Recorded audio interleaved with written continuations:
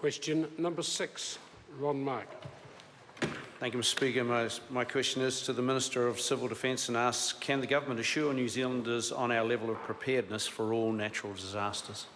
The Honourable Jerry Brownlee. Yes, Mr Speaker, I think the way that Civil Defence has responded so far indicates that, although they would say that there is always more to learn and each circumstance gives them that opportunity to improve.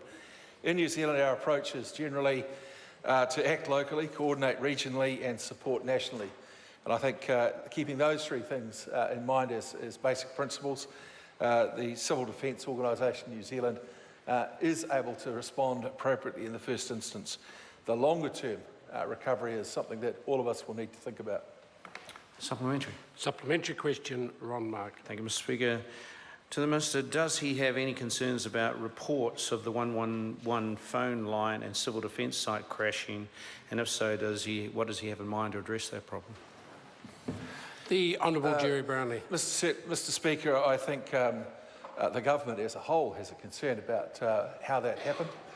The situation is that it was off for about 30 minutes, largely because, like any other structure, the 111 system is inside a building which was considered to be unsafe and they were asked to evacuate. Normally, there'd be a switch over to another site.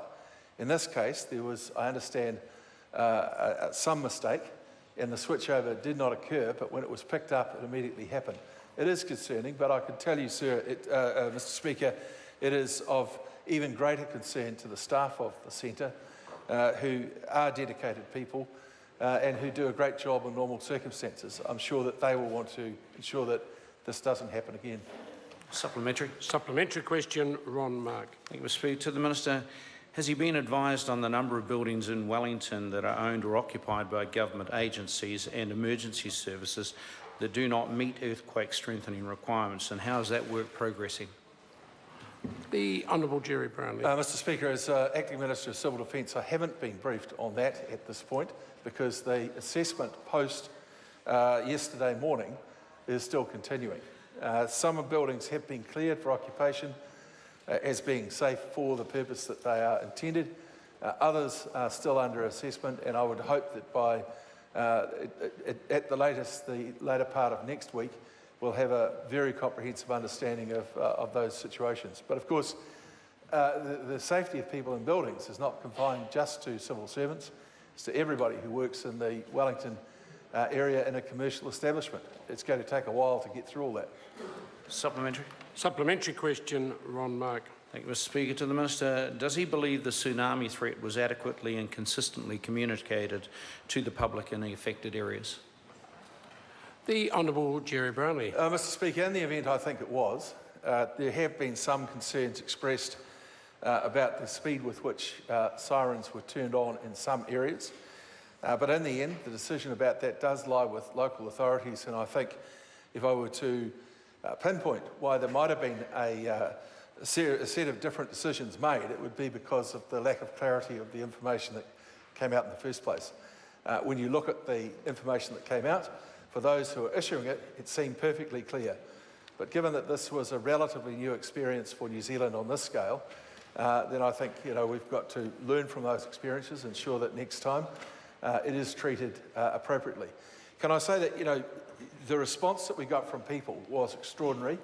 People did the right thing. They were inconvenienced in a number of cases because of traffic jams, etc. But we wouldn't want to get to a point where people became so blasé about a warning that they didn't engage in some of the activity that ultimately causes them that inconvenience. Supplementary. Supplementary question, Ron Mark.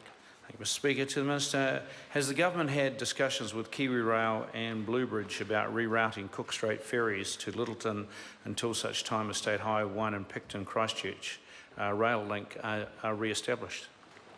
The Honourable Jerry Brownlee. Mr Speaker, the Minister of Transport has answered a question in the House this morning indicating that a wide range of options are being considered by operators and the Government to ensure that freight continuity. Supplementary.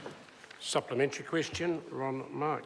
Thank you, Mr Speaker. To the Minister, What preparations is the government looking at to use young people who are not in employment, not in education, and other unemployed New Zealanders in the recovery and rebuild phase for this and any future natural disaster?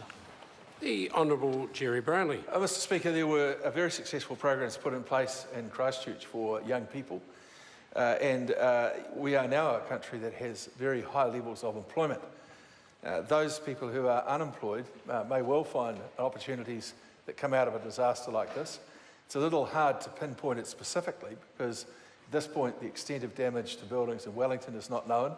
The other areas where there are smaller communities may well have the capacity to effect those repairs without any particular new labour force being brought in. So there is still some consideration needed to find exactly the extent of the problem that is faced, and then decisions can be made after that.